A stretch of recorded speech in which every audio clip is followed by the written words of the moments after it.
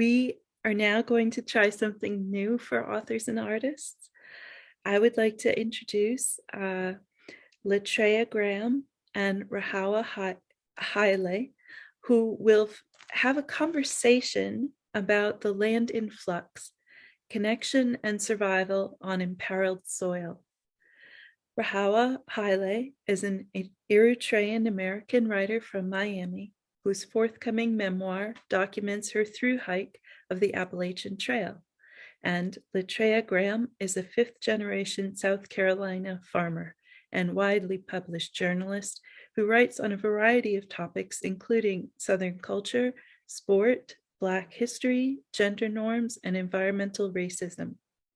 Rahawa and Latria will discuss the lenses through which they see our changing lands and their hopes for possible futures.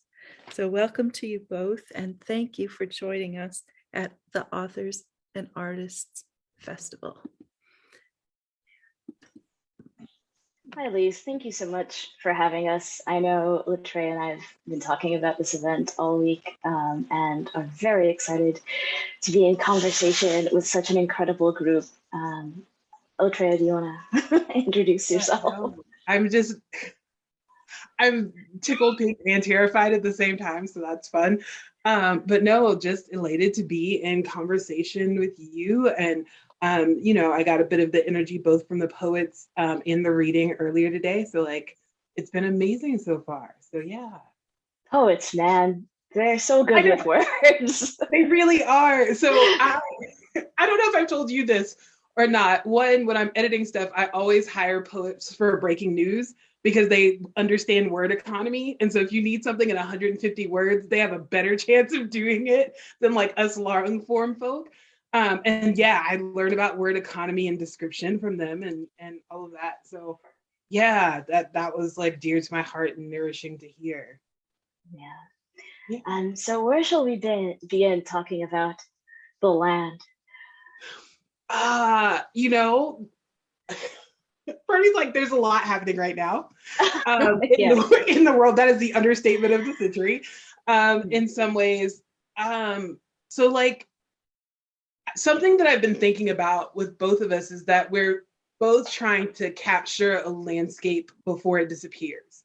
And we're seeing both in the news this week in terms of Ukraine and destruction and what will not be there anymore, but also in terms of climate anxiety and all of these natural disasters that are happening, if we want to term them that, the idea that these places will not exist anymore. So I'm always curious to see how you think about what you're trying to capture, that's going away, if that makes sense. Florida's sinking. Yeah, so I'm from Miami, Florida, and I fear that at some point in my life I'm going to have to explain what that means, and that is one of my largest terrors. I tell people that if it feels like I'm writing on borrowed time, it's because I am. I, excuse me, I've experienced climate anxiety from early on, and I've seen the change to Florida's environment, not just with how much hotter it is these days, of course, but I remember what it used to look like when I snorkeled in the Keys in the early 90s when I was a child versus what it looks like now. And there's this, for me, this feeling of sacredness and scarcity. And that is a very vulnerable situation from which to write. But I also do think it infuses our writing with this sense of urgency, not just from a larger systemic desire that we have to affect change, but also a personal sense. I actually think that urgency is something that makes our writing so vivid and so honest in ways that it's often difficult for people who also write about the environment. We are not parachuting in to these threatened places. They make up a part of us. We are, we're not just writing about our homes. We're very much writing about ourselves. And I know you are from South Carolina. Do you want to talk about that? Yeah. Geez, I was like, I'm about to start crying right out the gate. Good job, Rahawa. It's a good sign. It's a good thing. So it's almost one of those things, like even when we're thinking about labels, my intro says I'm a fifth generation South Carolina farmer. And part of me wrestles with that now because I don't know that it's true. For those of you that don't know, in 2020, September of 2020, I had to sell my section of the farm. It's a large family compound of over 100 acres, but my dad died. He did not leave a will. For about 8 years. I battled and I just ran out of money in some ways and could not keep up that fight. But the land is still a part of me, and I still feel like I'm tilling it and turning it over. And my memory is a garden in some ways. And I'm pulling things from it, and I'm worried about the things that are atrophying or need extra water, and sort of trying to look at my time in this place because my family, if the tracing genealogy is tricky for Black people, but the Grahams have been in this county since 1778, and that's when they started posting these sales for slaves. And so there's sort of this really, really long, I say 100 years, 150 years, but it could be, longer than that. But the place that I am trying to capture, I'm almost not welcome there anymore. Someone else owns it now. And, in the nature of how things are, where rural people are often land rich and money poor, somebody could come in and buy out the whole thing. And then it becomes, a Home Depot distribution center, or, we already have a Louis Rich turkey plant, but, everything around us is timber companies, and their land is valued at way more than ours is. So you're always thinking about that. And the part that weighed very heavily on me when you were talking about both, yes, we're writing about parts of ourselves that happen to be land, but this urgency is something and I don't think I really got it until I started doing book work within the last I don't know, 2 weeks to a month that we've been talking about this. So last year I sold a book called Uneven Ground, and it is about my history with this farm and African Americans and land loss. But, with COVID and losing a couple of family members, I realized why I've been so anxious about it in some ways. And it really hit me about 2 or 3 days ago that I was like, if something happens to me, if I lose my memory or I happen to pass away, there is no Black farmer in this entire county, perhaps in this region, under the age of 70 that understands this land. Right? It was a very heavy realization in some ways to realize that I am the last, even though I have all of this ancestral knowledge and environmental knowledge, but I don't have any land, right? And what do you do with that? And that's been on my brain the last 72 hours or so as Montana makes masks. I'm in Missoula, Montana at the moment. And the university has decided we don't need masks in the classroom. And I'm just man, the stakes feel high for me right now. And the fact that this place no longer exists. And then if I don't exist, none of it exists. It's not written down. Yeah. Long answer. But no. That was great. And it also segues into something that I think about a lot, not just with the land in peril and the ways that we think about it with climate change or in natural environments, but also the role that memory serves for urban landscapes that are very much tied to sites of struggle. So I am in Oakland, California, and Oakland, California's Black population used to be around 47% in 1980. It is now less than 20%. And obviously, one of the biggest associations that people have with Oakland is the Black Panthers, and it in some ways I feel as though both you and I are not just writing against time, but also against these changing landscapes, because it is so easy once things are far enough back in time for people for them to kind of not just lose their cachet, but also their power to to serve the people. You know, what I think about is when I think about urban imperiled land is the disbanding of community, and the way that communities have been responsible for so much of the progress that we've seen. For me, like Oakland is ground zero, not just with in that matter, not just with the Black Panthers free lunch, free breakfast program. Sorry, and the I live just a few miles from where the first street light was installed, because a traffic light, because Black kids kept getting run over by drivers. You know, but you know, we have what Brandy T. Summers wrote this incredible book about DC, about Chocolate City and gentrification, and the desire to kind of keep the memory of resistance while also evicting and pushing and displacing all the people who were responsible for the creation of those memories. And so I think imperiled land goes far beyond particularly threatened, you know, species of trees, although of course that too. But imperiled land is all this land, and it also very much means imperiled minoritized people who are increasingly just pushed to their limits in every way.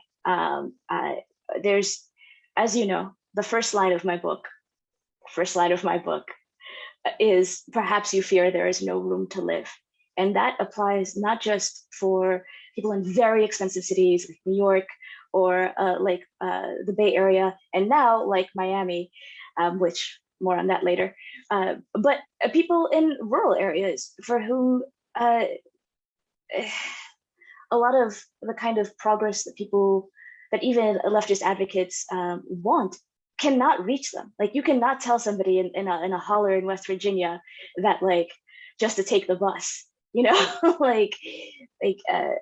it's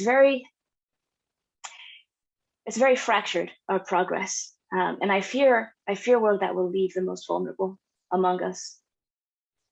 Yeah. Oh my God, you said so many things. Good, I forgot. Yeah, no. So, I mean, and thinking about this, there are a couple of conferences I've been to on rural infrastructure, and something that we're thinking about. We're like, electric vehicles are the future, right? In so many ways, but like there are precious few. And I don't think there are any in my home county, in Newberry County, electric vehicle charging stations. And like, what does that look like for people? Like, how does that look for folks that don't even have high speed internet right now, right? And like, there are areas that like don't have cell phone coverage. So it very much at times feels super disjointed. And like, when you were talking about, you know, Oakland and the percentages and people being pushed out, and I'm like, well, we in many ways are being pushed from the other direction, like suburbanization is coming towards us. People hear me say this all the time, that we are like wedged between the mountains and the sea, but there's, you know, considered nothing. And like South Carolina Piedmont is, people call it ugly, right? Like, I mean, it doesn't have the views. I know, but you know, it doesn't have like the views. Like, we're technically Appalachia, which is another label that, like, I will die on this hill. We are Appalachia, and in the census things we are, but we're not considered it because we're like right there on the line. But I mean, we are seeing home prices double and triple, you know, and being pushed out and being pushed in other directions. We're also seeing it in terms of being able to get work in some of those spaces. You know, farming is not the noble profession that, you know, now it's being sort of this green revolution being seen as a noble profession, but wasn't for so long. And the thing that you did was that you left, you know, the country and went to the city and got a job and got a pension, and then you could return to the land or whatever. And that's like not the way it's working, you know. And something my dad used to say is like, land is the one thing that we cannot make more of, right? They keep trying, but in many ways they keep failing. And I know that's sort of a thing in Miami. So it is like the one resource you are supposed to hold on to.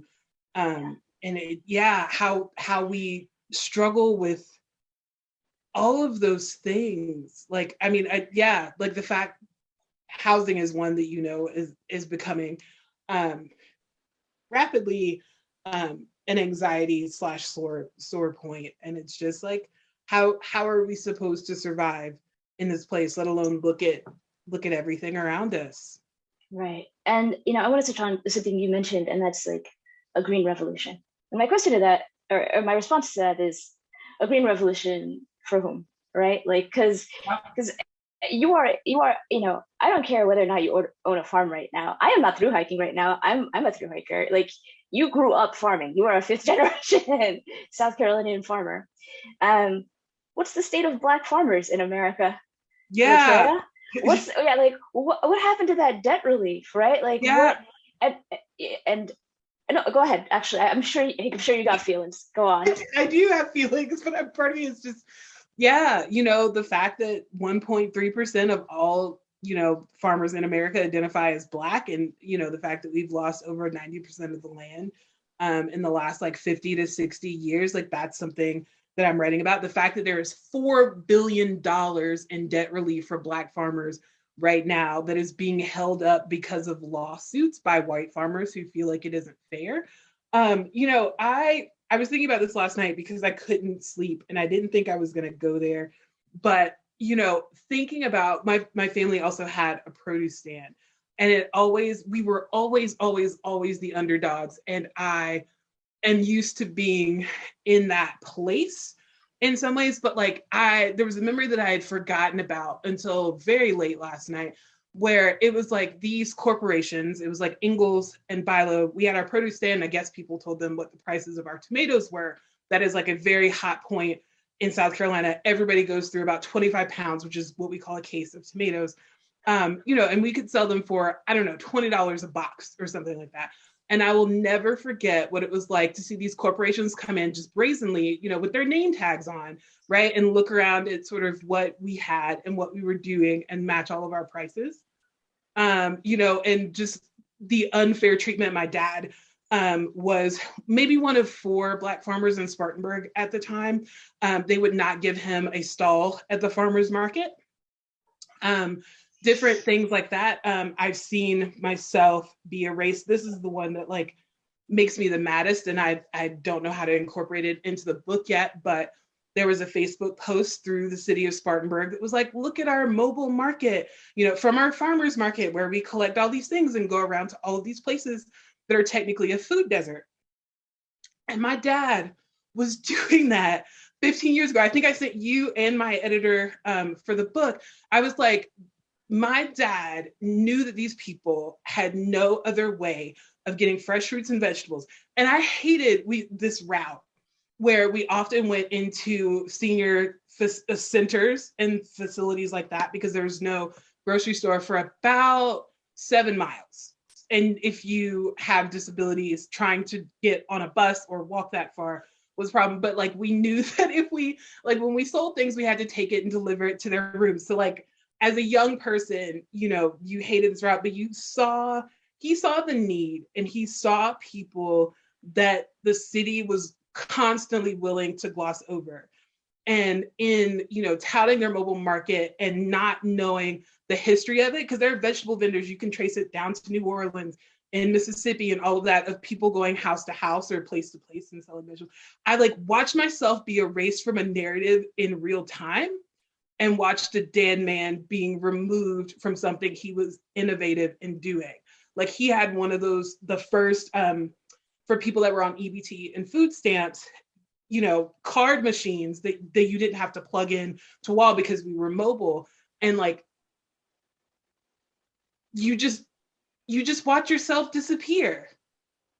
And that's so hard. And I know so many other farmers are doing it, and it's like hurting their hearts to like drive by what used to be theirs every time they're on their way to work or things like that. I've known several hog farmers to lose their places. One guy was sugarcane in Louisiana, and you still got to go past it. Like, the heartbreak doesn't stop that way. So I know that's like more than you wanted in the moment, but that's where my head's at right now.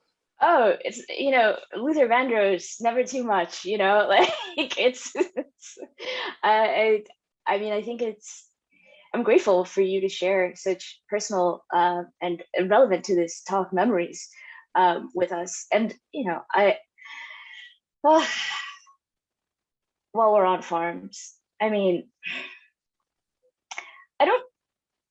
I know again, climate change, rising seas, very hot summers, so many winter storms, entire West Coast on fire. Let's talk about Bill Gates being the largest single farm owner in the U.S. with his largest holdings in Louisiana. Yeah. And a single landowner, not the single farm owner. And who's expected to work those lands? Who historically has? Whose lands were they? And he said, I remember, he didn't Reddit ask me anything, AMA, and he said, no, this is not connected to climate change. And I'm like, my dude, how? Like, how could this be? Yep. Yeah. And I know this is something that you have big feelings on, but I just kind of wanted to hear them.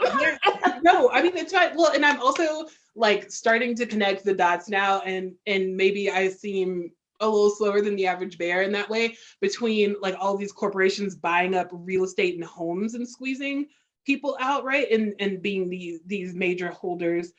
Something that I've been thinking a lot about with these, he is the single largest landowner, but thinking about seeds, right? And sort of like what chemicals get used, what sort of seed contracts come up, like all of this stuff is connected, and we're not totally seeing that or understanding that just now. Mm-hmm.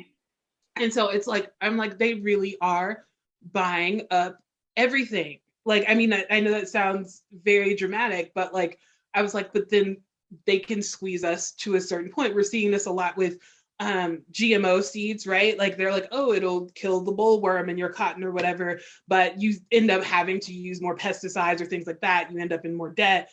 You never really make it out. And then, your land goes up for sale because you're in deep debt and need to figure it out. And who has the cash on hand to buy it?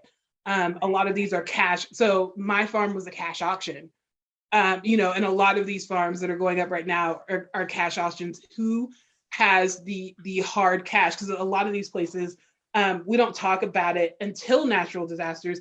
A lot of these are mobile homes and things like that, because they are not often not financed by traditional lending means, but also just building out some of these places. So it's like, if it's got a mobile home on it, the bank will not finance it. So you have to have like cash in hand, and like who's got tens of thousands of dollars. Because I mean, some of these, the land behind me is worth 2.6 million, right? Who's got that kind of coin just hanging out, right? To buy some of the spaces and stuff like that. But yeah, I realized I like went away from my initial point of like understanding that's how things are being squeezed.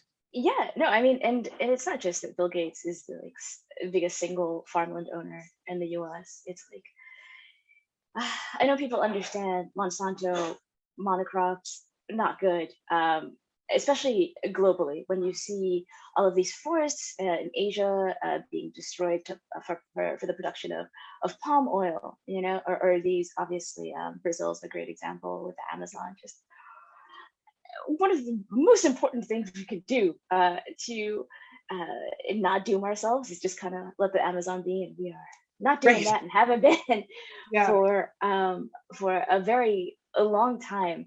And I'm really wondering with current events how corn's going to do. Like we so much of our grain markets are like a little one-sided. People grow a lot of corn and export a lot of corn, and we make a lot of corn. And I don't know. I feel a fear. Yeah. And I also want to talk to you about the imperceptible parts of threatened land and / threatened individuals with regards to Black people and people of color who are exposed to significantly greater amounts of air pollution, asbestos in their significantly underfunded schools, lead in their significantly deteriorated water pipes, and how I think what we're talking about is the racial ecologies in which these people live, and you and I have been on so many panels. People want to make the outdoors more inclusive, right? Like, so inclusive. And I think it's much easier to say or to take a bunch of people, on a hike for a photo opportunity, and aim for a more inclusive outdoors than it is to work toward abolishing the racial ecologies that harm those individuals, and that is because the latter comes into direct conflict with capital and its extraction, right? And so I don't know how, if corporations, even the ones with that come as close as any to having good intentions, I don't know how we move forward toward less superficial goals, and I was wondering if you had any ideas on that. Yeah. I've been thinking about this a lot with the Clotilda. For those of you that don't know, the Clotilda was the last ship of enslaved people to reach American shores in Alabama. And this gentleman, a steamboat captain, it was after they had abolished the transatlantic slave trade, was like, I am going to, he's like, I'm sure that I can get, enslaved people here and not be charged for it. I'm not going to jail for it. I'm not going to get fined for it. And he didn't, right? And in learning that story and spending time, this is right outside of Mobile, Alabama, they were enslaved there. They sort of, came across to Africa Town, and all of these recently emancipated enslaved people from this particular ship settled there. And in learning that story, Ben Raines has a book called The Last Slave Ship, and it came out earlier this year.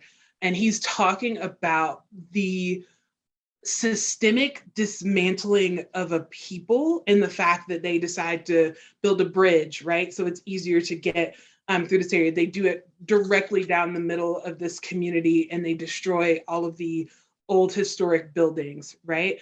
And like, can you restore those things? Can you replace those things? And we see this story happening over and over again. We see it in Princeville, North Carolina. We're seeing it in Africville, Nova Scotia, which is like the first Black settlement, perhaps in North America, in that way. And the fact that they turned it, instead of giving those people running water and electricity, they condemned the area, tore it down, made it into a landfill, and now it's a dog park.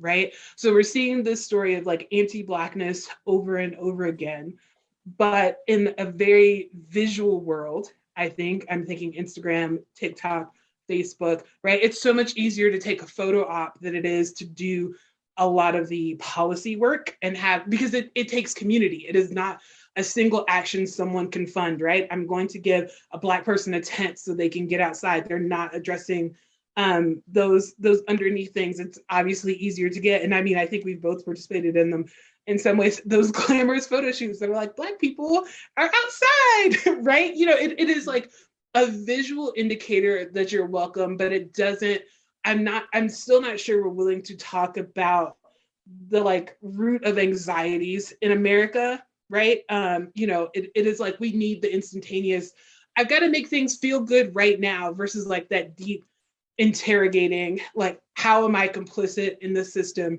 How can I strengthen my community and spend time doing mutual aid to make this place better? That takes time, which one I don't know that capitalism really gives us, right? Like, we're having to sort of like, you know what I mean? Like, we're having to wrest it from the jaws just to get space to restore ourselves, to go out and do it again. So I do think it is possible.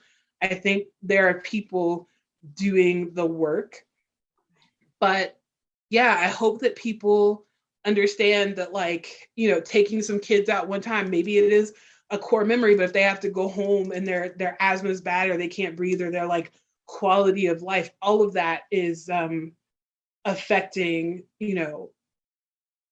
how they see the world. And I think that's something we're both really, really big on, is sort of like our childhoods really shaped how we write and how we move, but then also what we're curious about and frustrated by, and that way. But yeah, I'd love to get your perspective on it, because I've given the maybe slightly pessimist version of this. Oh, I got bad news for you.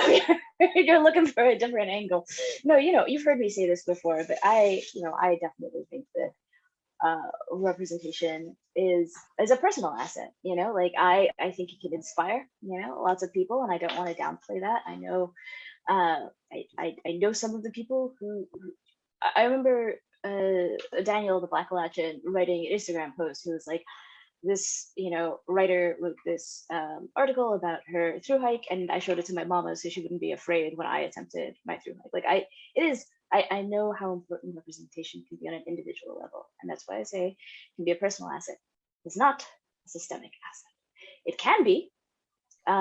can be used toward that, but representation in itself is not progress. It is merely the possibility of progress, and it also the possibility of regression from a different hue when it comes to people who inhabit positions of power. So like one of the first things to come to my mind is like Deb Haaland, right? Like she's of the Laguna Pueblo tribe and Secretary of the Interior, right? But she and President Biden continue offering massive drilling auctions and leasing oil and gas permits on federal lands nonstop. Like, I mean, just like, I shouldn't say unprecedented, but significantly.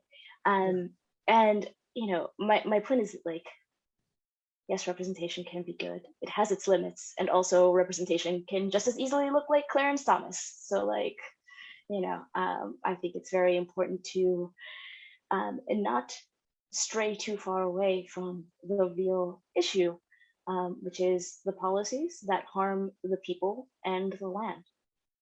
And I should say, like, much like mind, body, hyphen, like people, land should have a little hyphen there too. So that's my take. No, that is a really smart observation. Like in thinking about that, like you just sort of led into it, mind, body, people, land. We often write about our bodies in these places and sort of like what frustrates us and challenges. And this is like you being a through hiker, which, I'm like, girl, never gonna do it. Like, Rahawa will show me these photos and she's like, okay, you have to crawl through this section with your pack on. And I was like, that's a no, I'm gonna see you on the other side. And she's like, there's no way to get to the other side without that. And I was like, well, I'll see you at the end. Like, God bless. Sort of aspect. We've talked a lot about, I don't want to say, because they're not lofty or philosophical, but the large range idea of systems, I think a little bit, but bringing it back in a little bit more personal, a little bit more intimate. Our bodies sort of in these spaces and how they function and how it functioned for you on this hike, and some of the things that you thought about as you were going. I know you're working on the book about this, but like whatever you want to share in that space. Bodies challenge us. And not just their limitations on rugged terrain. I think society does a lot to make us hate our bodies pretty much from birth, and there's so much unlearning of that, and you see it on a greater level with like people who are unlearning their like fat phobia, because my God, the like 90s and the aughts. I remember, God, when was it? I remember when like Britney Spears had like the tiniest layer of fat like around her midsection. It was like, oh my goodness, she's, in the aughts. But having a body is hard. Having a woman's body is also hard. Not just for like practical concerns. But also just the surveillance of it, and having Black women's bodies is even harder.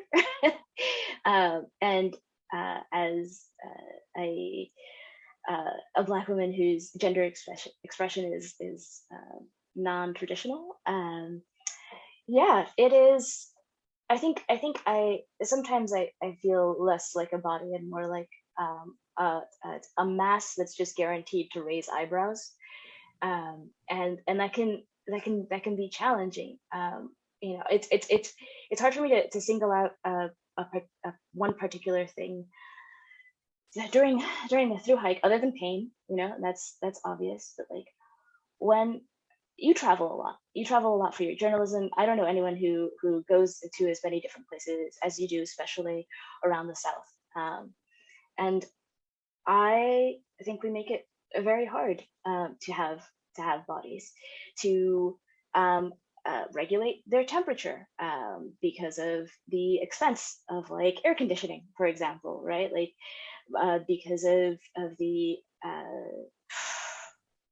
because of how often they are permission for others to stop you for any reason, or to question your presence.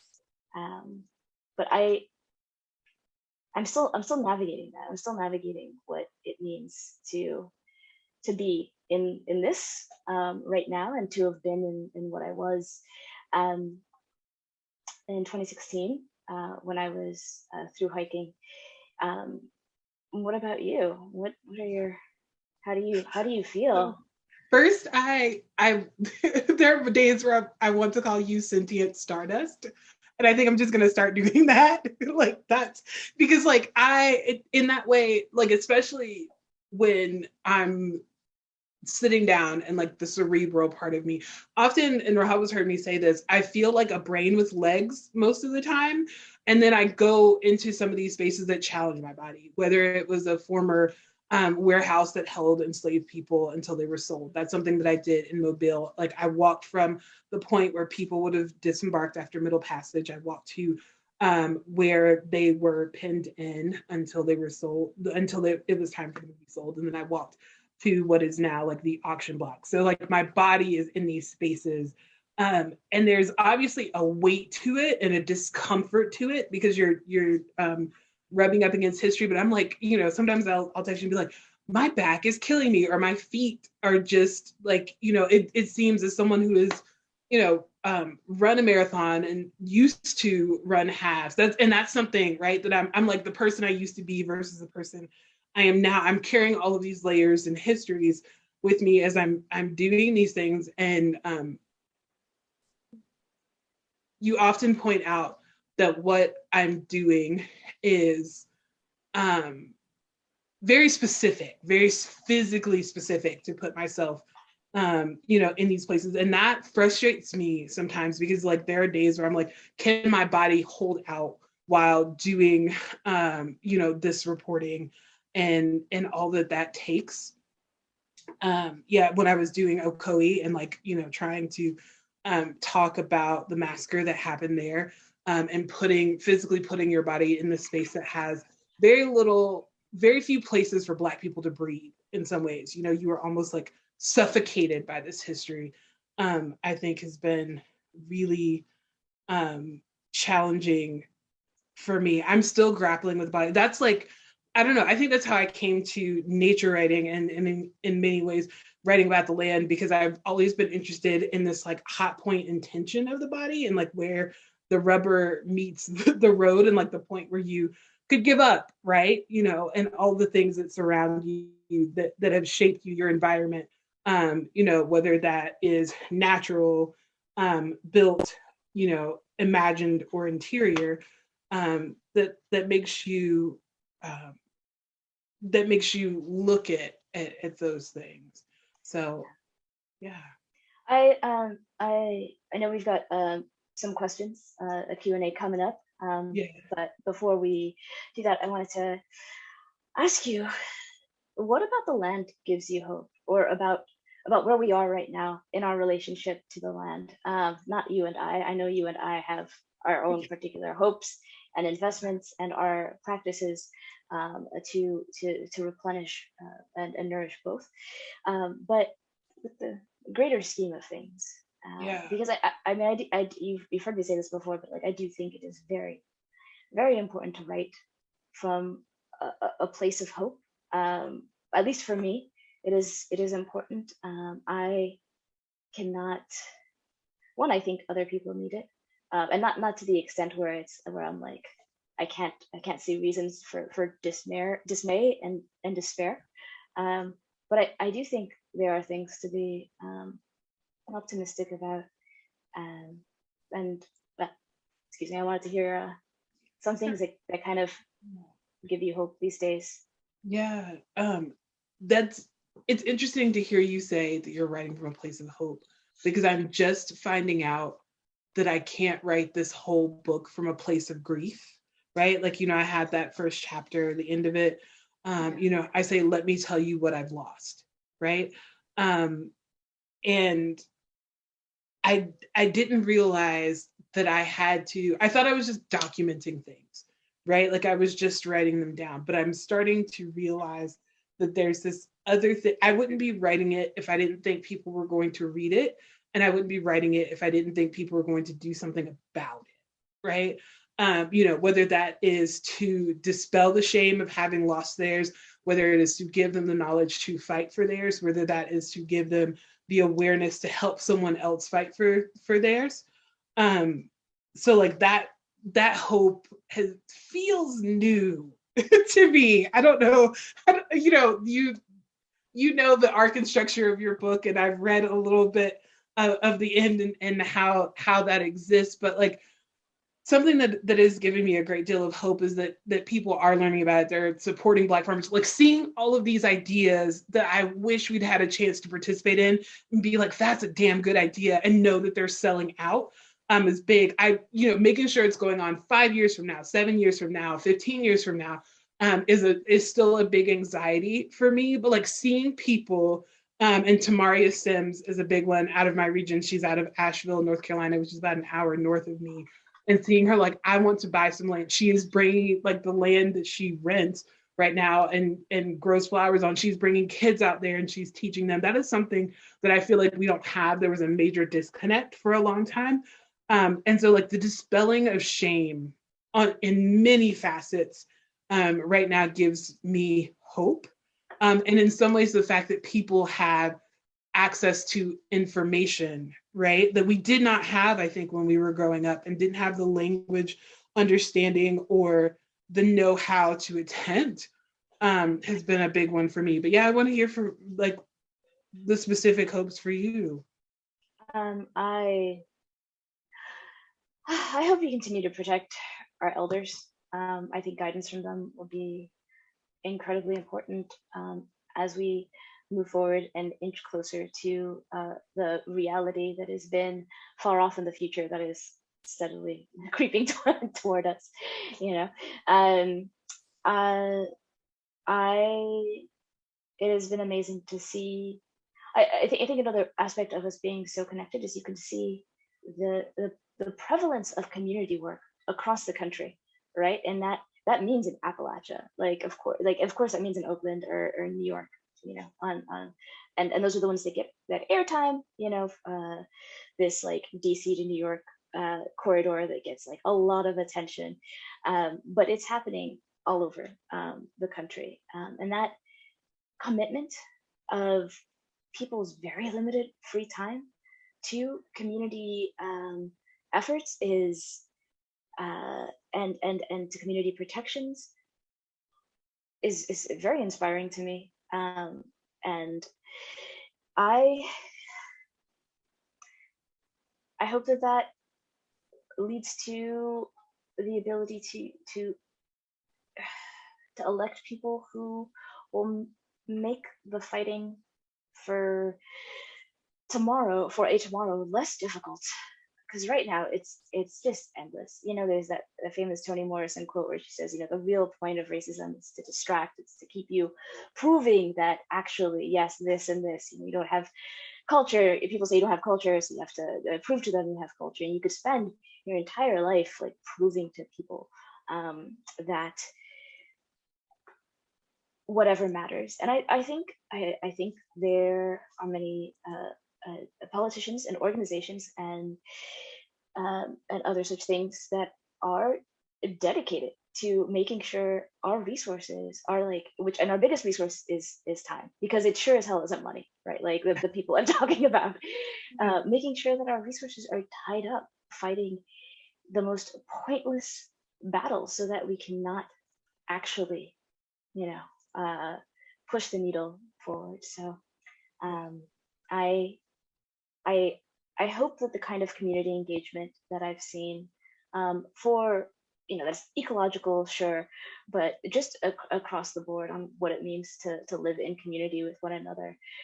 I hope that continues and grows and has real political ramifications. I mean, we'll see. Like who? I mean, it took like I keep thinking that, what is it? It's 2022 now, right?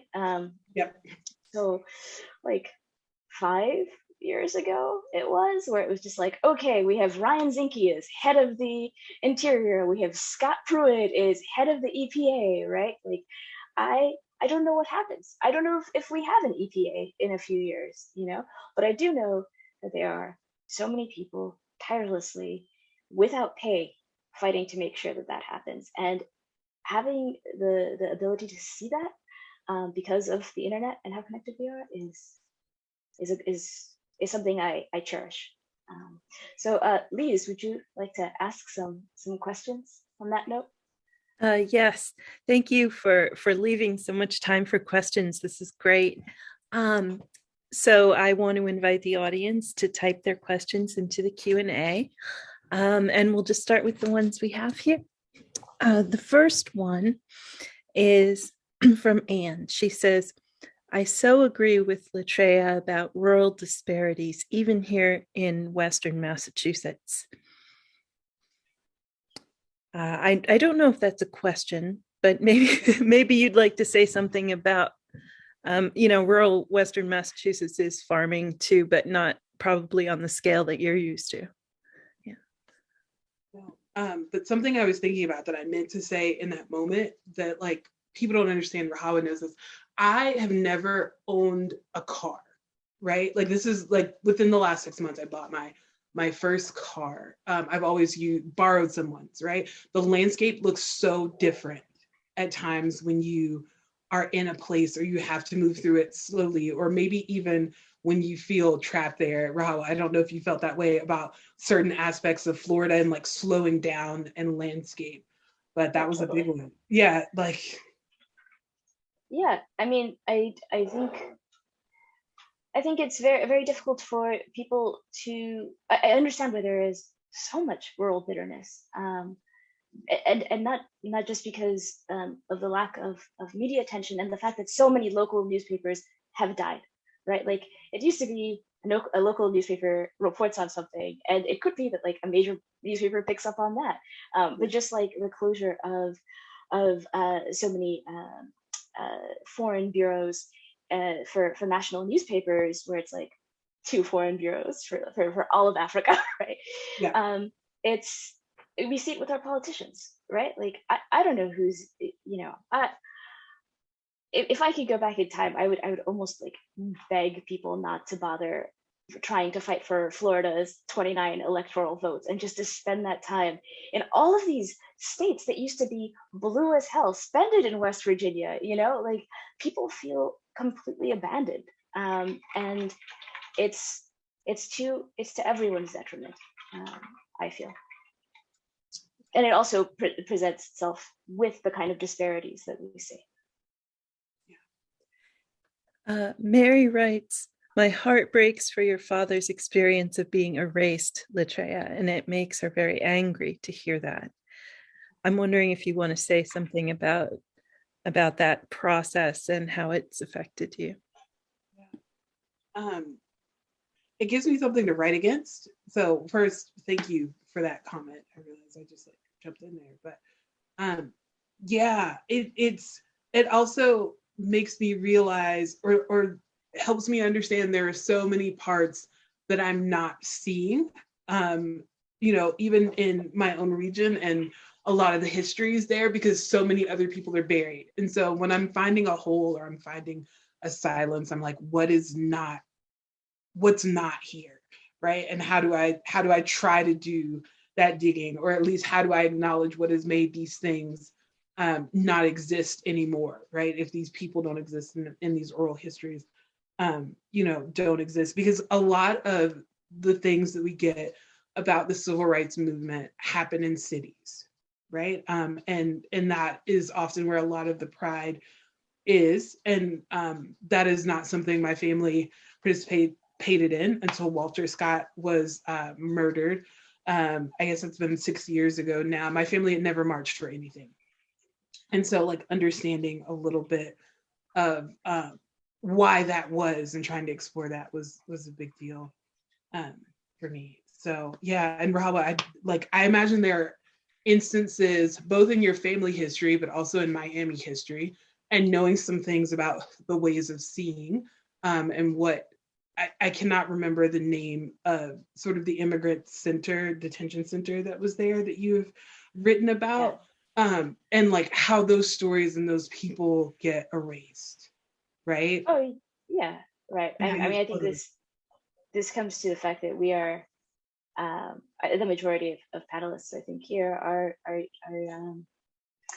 in the United States, right? Like when we talk about like, I see that Paul Richmond asked a little bit deeper, where do we get our hopes? It's, one is reckoning with the fact that we are in you and I are in particularly lucky and privileged positions where we can go wherever. My people are from Eritrea, in the Horn of Africa, right next to Ethiopia. And one of the things that I do is I refuse to believe that the U.S. that the U.S. is the world. It is very important for me to be in conversation and in community with the larger global Black liberation movement, which oftentimes has environmental issues at its very core. I make my hope by the actions that I do, and by the writing that I do. This book, I signed my book contract 4 years ago. This book is taken way longer than definitely than my editor or my agent anticipated, but also definitely longer than I anticipated. But it's for good reason. Latria hears me say all the time that, like, writing is where my hope meets my practice, and I can only try to infuse that work with as much of an expansive approach toward liberation and toward, at this point, self-preservation of the planet as I can. Here's a question from Liz. She asks, Latria, do you still have dreams about your land? I know. Right, I know. Oh my God. I do. And I hope that I live long enough to see them happen. I go and walk the edges of that land just about, like, in my mind, obviously. And I wrote a piece regarding that about sort of the last actual physical walk on this land that I took in January 2021, when I knew I was going to have to sign the auction papers. But like every time I sit down to write, I sort of have this overview map, and I'm tracing the edges. And like something that we didn't talk about really in this yet was like possible futures. Like that's something that we sort of thought about in this, and like realizing like what the future of this place, like giving myself permission to want, to like desire, to hunger for something, has not been something I've allowed myself to do, both like as a woman, but also coming from an emotionally sort of stifled family. So I do something that I find myself doing now is dreaming about this place, right? And sometimes they really are nightmares about this place, right? And like watching it fall out from underneath you. So it's mixed, and day to day it's a little bit different. And like in that hope sort of section that Paul asked about, sort of where did each of you get your hope? One of the personal dreams that I have I don't think that I'll be able to necessarily buy my land back, or that I should buy my land back. In some ways, I'm estranged from that family, but having my own parcel with my greenhouse where I can grow, the flowers, where I like making caramels and doing sugar work and things like that, and having this little space for beauty and rest, and being able to welcome friends or welcome folks that need a place, is like what I'm writing for in many, many ways, like that, like the personal aspects of it. Because what I'd hoped to do was save this land and put a bunch of tiny houses on it and do writers retreats, right? And like, every day you go out for 2 hours and you pick tomatoes, or you make jam, or you learn something or whatever. And that is not a thing that I have in this space anymore. And I wanted a library there. It's about 35 miles to the nearest library. It's an hour to a Walmart sort of place. And that doesn't happen there, but that doesn't mean that it can't happen. And so like I'm in many ways kind of dangling that carrot. So yeah. That was, and I mean, just one, thank you so much for sharing that with us. I know it's extremely difficult and vulnerable to speak your dreams, and also to speak your grief like that before a crowd of strangers. But I wish you could have had that. I would have loved to make jam with you. I think many we will make jam. It's fine. It will happen. Again, we don't know where, but we have to have that faith, right? Like, I mean, Rahawa and I talk to one another fairly often. I'm like, we will have years of adventure. There will be time for rest and restoration, and getting out and doing some things, because I think writing books can be, it doesn't have to be for everyone, a very stationary practice. And during a pandemic, it's my footprint. I've traveled a lot of places, but I'm traveling them all by car. I'm by myself. It's a very lonely practice in many ways. Like, you are held by community, but when you have to go into some of those deeper recesses, you are on your own, and you have to say, I'm going into the pain cave and I'll see you on the other side. But you have to know that there's this thing beyond it, or I think you will sort of wrinkle up in despair sometimes. Like, I don't know if you feel that way, but I was just thinking about like how poorly we were treated as produce stand people. Like, I've been asked if I knew how to read and all this. I went to an Ivy League school. It just like how people treated us in the moment, and to be like, oh my God, I survived that. And now I'm in my own little cottage working on something that people didn't think I was capable of. And like, what a marvel that is, right? And to be doing it in community with other people that believe in what I'm working, and talking to people that inspire me, and sort of the conversations and relationship that we have, right? And how that sort of buoys me day to day, and what that's like. So that's the hope part of it, right? And that's the community part of it too. Adventure's coming, right? Adventure is coming. Yeah.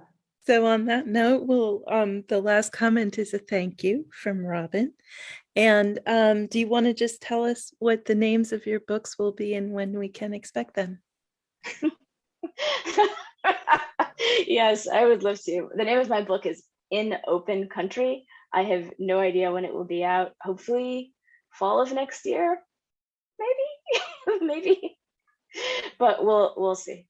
Yeah. And my book is Uneven Ground. And it's a memoir of a culture, a land, and a family in peril is the subtitle on that one, I think, if I've got it right.